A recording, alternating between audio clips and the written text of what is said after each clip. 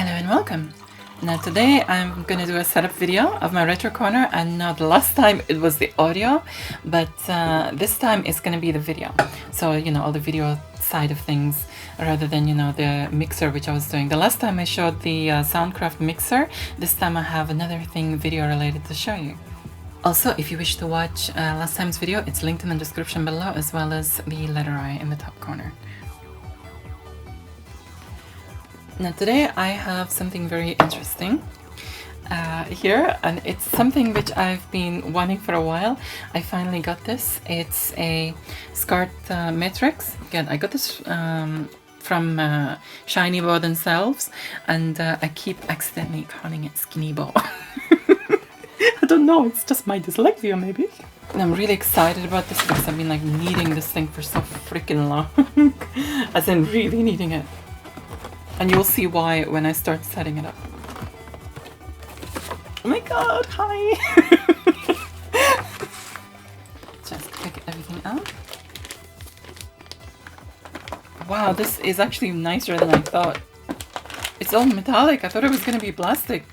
Okay, first things first, this thing was so hard for me to find. Really hard for me to find. And, you know, I looked, there was one in a store in the US. And yeah, it was like about, I think it was about $160 or something like this, maybe $200, I'm not sure, around this price range. But the freaking shipping was just like $60 to here. I was just like, shut the freak up, no. And on top of that, there's a risk of it, you know, being caught in customs. So on top of that, there'll be that charge. Anyway, this, I think maybe there was less of a risk of customs, I have no idea. Let's turn around. Right, it's got two outputs, and you can control each of them manually. Now, I'm not a fan of auto. You know, I could have got the Hydro Scart and things like this, but I'm not a fan. I need... Okay, if there was auto, but a manual override, I'd be happy with it. I'd get a Hydro or something like this, and two outputs. I need two outputs. So I needed something manual. I need to have control of exactly what I'm doing. Sometimes I have two systems on or three systems on at the same time, and I flick between them, especially when I'm doing like comparison videos or anything like this. So, you know, it's just, or I'm working on more than one Amiga or Commodore 64 on top of that. So it's just, you cannot do that without an automatic.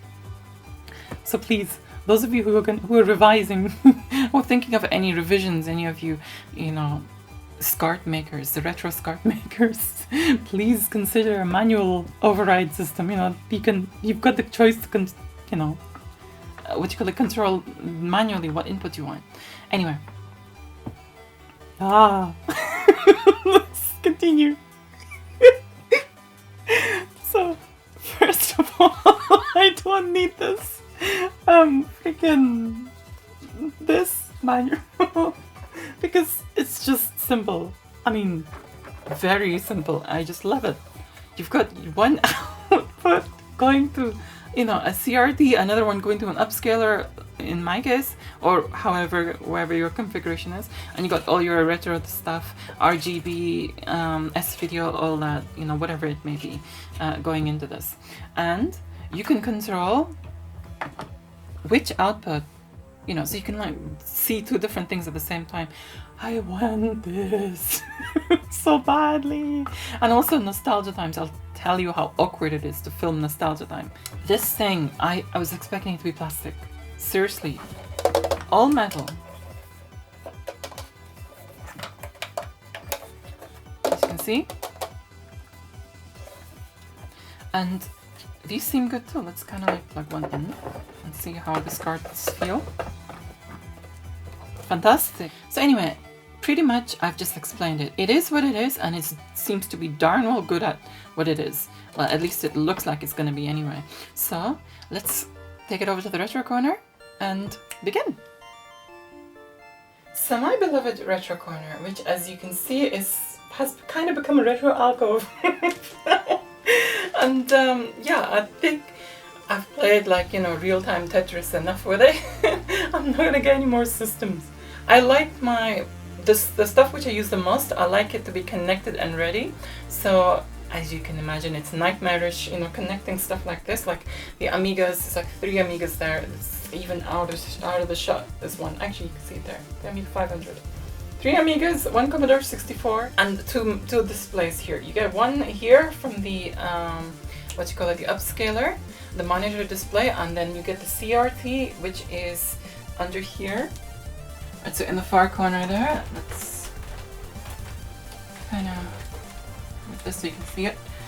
You'll see the bandridge SCART switcher. If you wish to see, I still deem that very good. If you wish to see the review overview of that, again, the link is in the description below or in the letter I. So what I'm going to do, that is what I was using before, and that only has one output, well, one working output. This seems to be another TV out or something, or VCR out or something like this, which seems to double as an output and an input, but it just doesn't work. I just can never get it to work, no matter how much I've tried. Trust me, I've tried because I need it. Anyway, this is not, you know, active, it's a passive switcher. So there is a lot of loss in quality. So one thing good about the one which I've just got now, the Shinybow, is that it's active. Okay, I'm gonna have to put, because there's no way else to put it, I'm gonna have to put the SCART switcher under there. It'll actually be neater under there with all the SCARTs hidden, but at the same time I can still access it with the remote. That'll be perfect. So I'm gonna have to take this out first, the Commodore 64.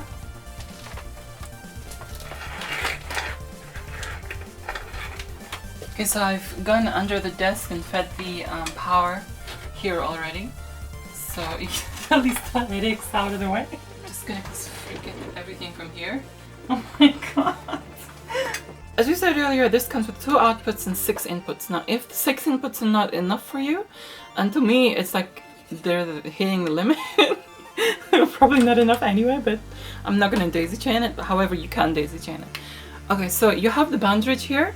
As you can see here, it's got 5 inputs, and the output to that, where it says to TV, you just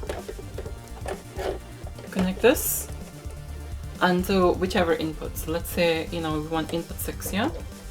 So input 6 on this will be this, which is like 5 extra inputs. So you gotta like switch which one you want on this. So first of all, you gotta switch this to input 6 on whichever monitor, and then you have 5 extra inputs, so you gotta switch which you want onto that. So I'm gonna keep hold of this just in case I end up needing it, and something tells me that I might. I'm very surprised how big this is. I was actually expecting this to be way bigger than the... How the freak am I gonna grab this here? Expecting this to be way bigger than the bandridge. Look at the freaking size of it. It's smaller. You know, I'm very impressed with that. It's like this much. The best thing to do with cables always is to use good quality cables, and the shorter the better, the shortest possible that you can use. One of my Amiga to SCART cables is too short, it's like really piddly, and I just cannot reach, you know. So what I'm gonna do is I got a SCART coupler, just like an RGB SCART coupler. So I just connect that on the one side, if you're gonna freaking allow me. And then on the other side, just connect the high quality SCART cable. So now you have a cable of much greater length, and this is probably way more, you know, thicker and better quality cable than the one used here, even though this is pretty good. I get it from Retro Computer Shack. I always try and get his cables as much as I can. They're very good. And at the moment you will hear you know, a few sounds from Discord, because a couple of people, Axel, Dominator and Yorla, are trying to get the IRC bridge working on my Discord, so that, oh, he's communicating on my Discord using an Amiga 1200. How cool is that? Anyway, okay, I'm going to show you how I recorded with Nostalgia Time all up until now. Back a while ago, I think like a year and a half ago or something, I used to use the HD upscaler here, the SCART to HDMI upscaler for Nostalgia Time, and as it's set up now, you know, the bandridge SCART switcher, Amiga going into it, and the output going into the upscaler, and of course the upscaler going into an Elgato, and recording it, and life was simpler. Now that I got this PVM and I want the, you know, CRT look, I've been thinking about it for a while. Now what I have to do now is every time I use the the computers normally, I can just use the LCD. Now, when recording Nostalgia Time, what I have to do is take this out and put the CRT in. Now bear in mind, I had to not only swap this, I switched the camera on. There was no other way to watch this. We couldn't like huddle behind a tiny screen, you know, my cousin Ayman and I, we couldn't be like, you know, it's just too small, this is not possible.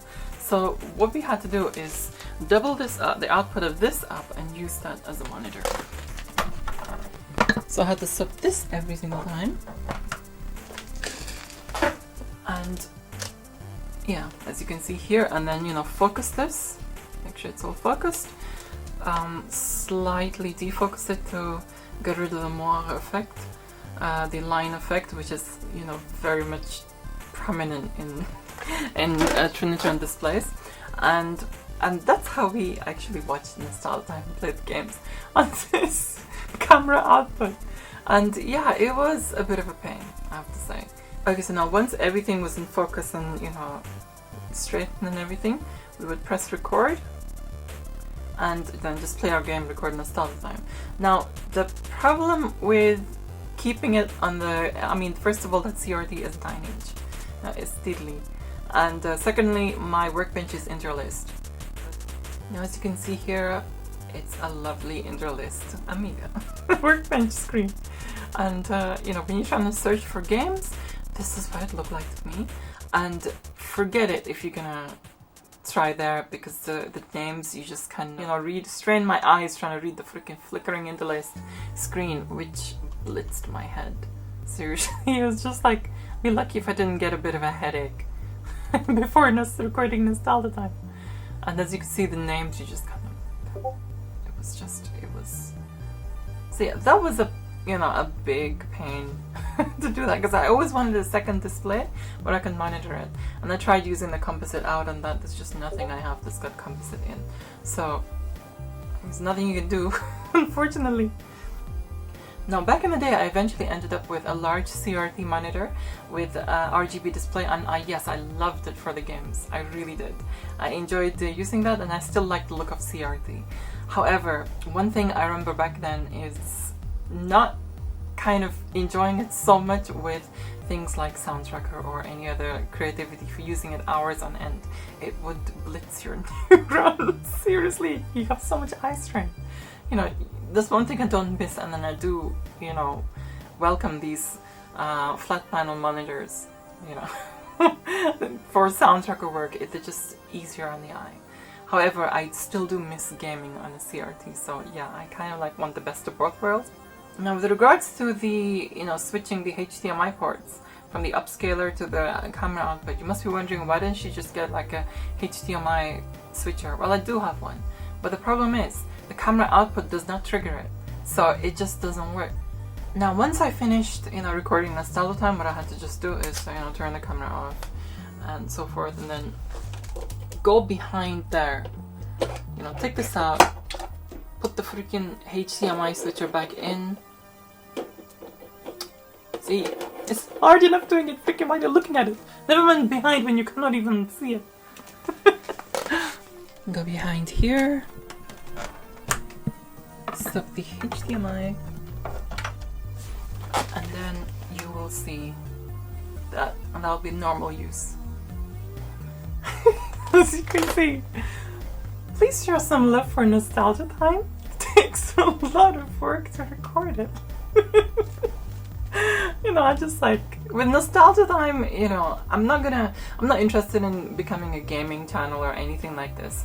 I just, you know, it's a chill out thing.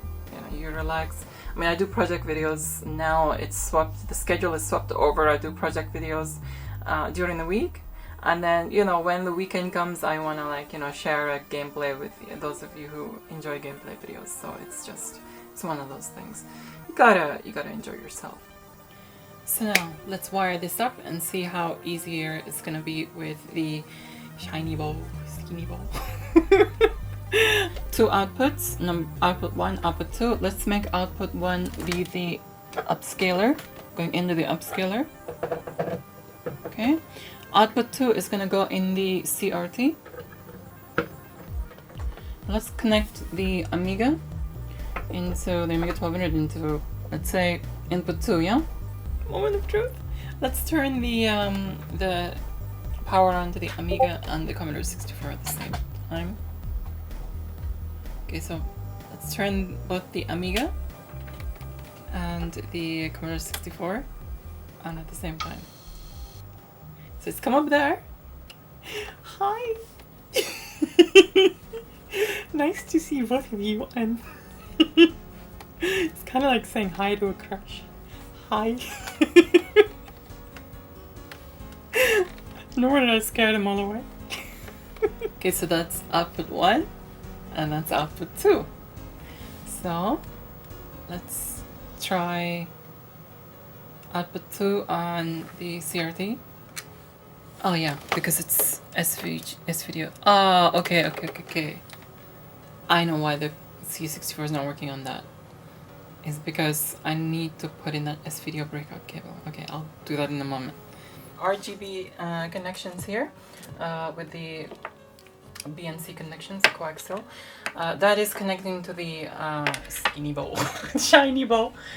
So what I ended up getting is a SCART throughput with the what you call it, S-video tap in, and it taps it S-video out from the connections.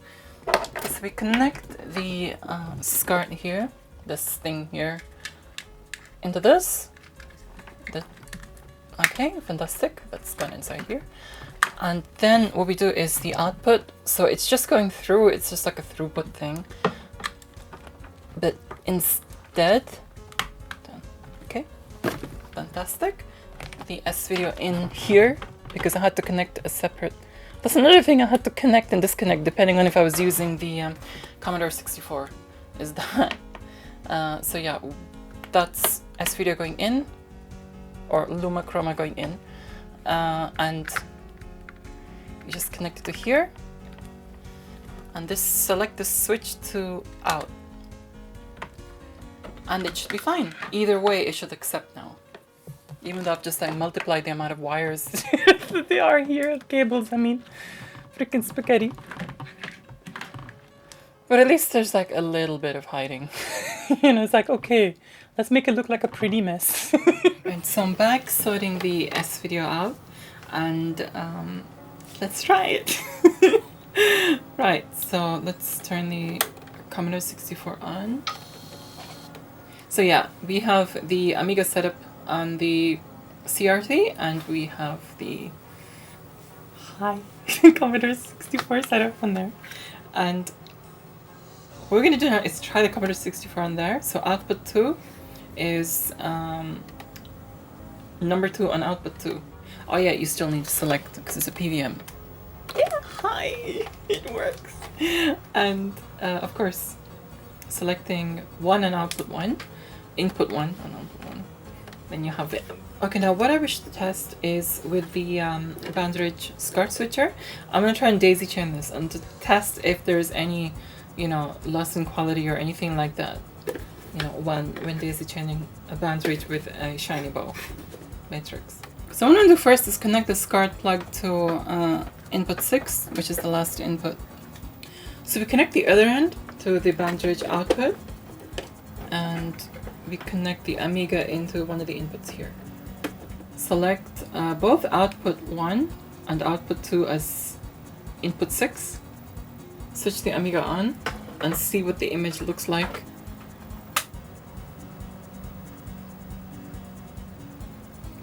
That is a very clean image. Yeah. Also, I had to check. Is it actually going through the Bandridge, or am I like dreaming here? I cannot see any signal degradation whatsoever. This thing is good. Bandridge. I still recommend the Bandridge, by the way. I mean, it's better getting, you know, it doesn't have 2 outputs, but for a passive SCART switcher, I highly recommend the Bandridge. You don't get much signal loss, quality loss in this. However, of course, as always, use short cables, you know, short SCART cables whenever you can. That's just the thing you do anyway. And high quality SCART cables. I'm very impressed with this. There doesn't seem to be any loss of quality whatsoever. The Amiga is going through the band rate, and the band rate is going through here. Clear, of course, the computers which I'm going to use more, they're going to go through off, turn the Amiga off, turn this off. Oh, you can turn it off. I just realized. I didn't know you had a power button, but cool, thank you. That's nice. Does the remote have a... Yes, it does. Thank you very much. The remote has power buttons too. Well, it's just perfect. It's just perfect. So I'm glad. I don't mind spending so much on this now. Before I was feeling guilty. I don't mind spending so much on this now because it's just made life so much freaking much more. Now what I've done is just got every SCART connection or whatever else connection and just fed it through and cut it all here. So all the SCART cables here. So we'll go through every one of them. So firstly, the upscaler, this goes into that output. Just neaten the cables as we're going along. The joys of having many retro systems. Right, okay, actually let's take this out of it and do it. Okay. Right, so that is going to the upscaler, output number 1. Output number 2 is the CRT, the PVM. Okay, so we have inputs 1 to 6. I want my gorgeous Amiga 1200 number 1. And the shortest cable since it's right next to it. So we get the clearest signal. So number 2 is the Amiga 600 Vampire, the RGB output of it. HDMI, I'm gonna just put it in the HDMI switch box. Hopefully after version 3.0 there will be, you know, the outputting, everything, even the RGB thing on the HDMI. So I will have this free. At least one SCART here free. Right, so the next is going to be the Commodore 64.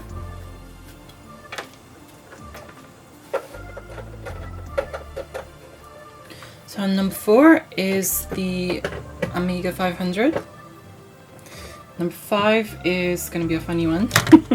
Right, what I'm thinking about number 5 is, okay, I have one of these as an input, working as an input.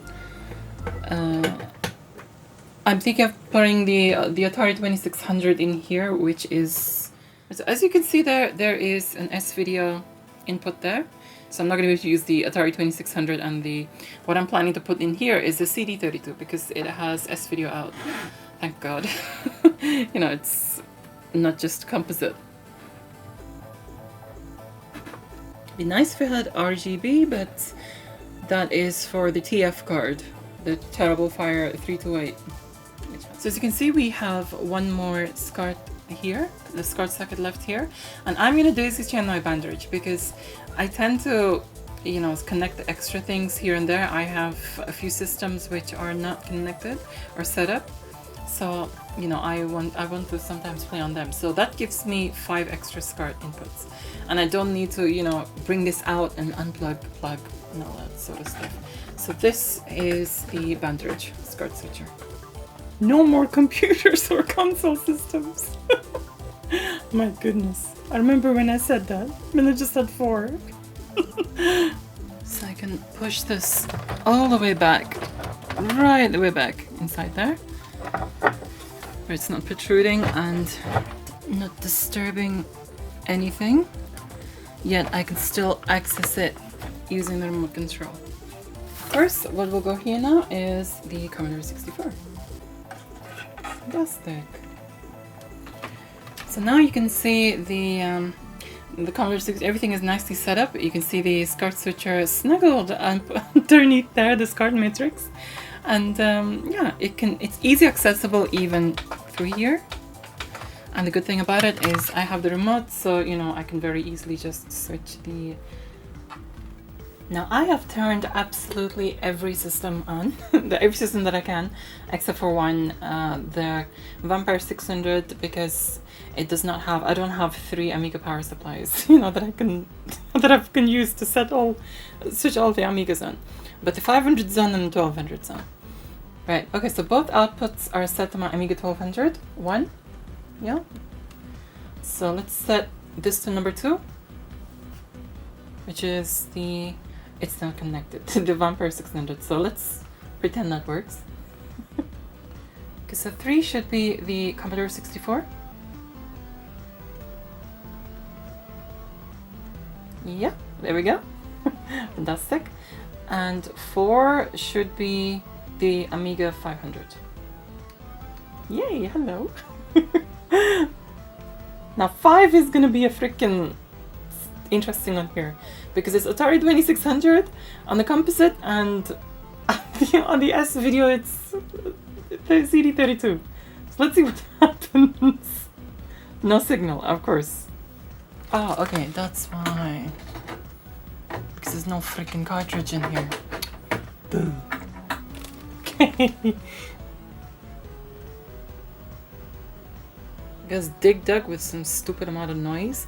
I'm actually gonna do the S video mod for that, to be honest. Yeah, there's 2 signals here getting mixed up. So if I turn the Atari 2600 off, it might switch to... Yes, it switches to the Amiga CD32.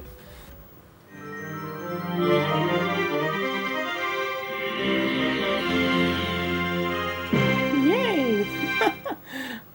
The upscaler creates those scrolling bands of noise. So that's number 5. Number 6, obviously, it's the bandrich SCART switcher, so that's cool. Okay, so now let's test output 2, which is, you know, the PWM. And number 1, of course, input number 1 is 1200, input number 2 is 600, which is not connected or not turned on.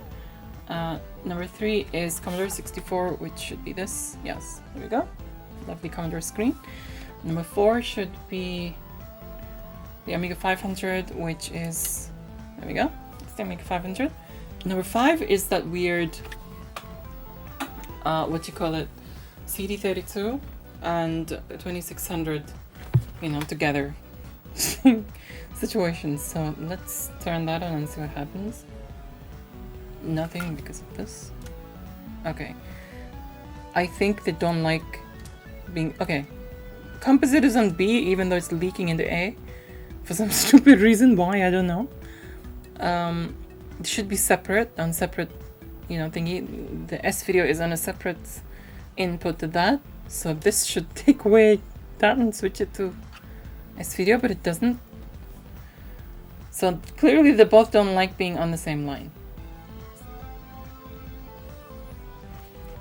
And of course input 6 is just the bandrich, so you can connect anything to that and it should be fine. So yeah, I am kind of really happy with this. Fantastic.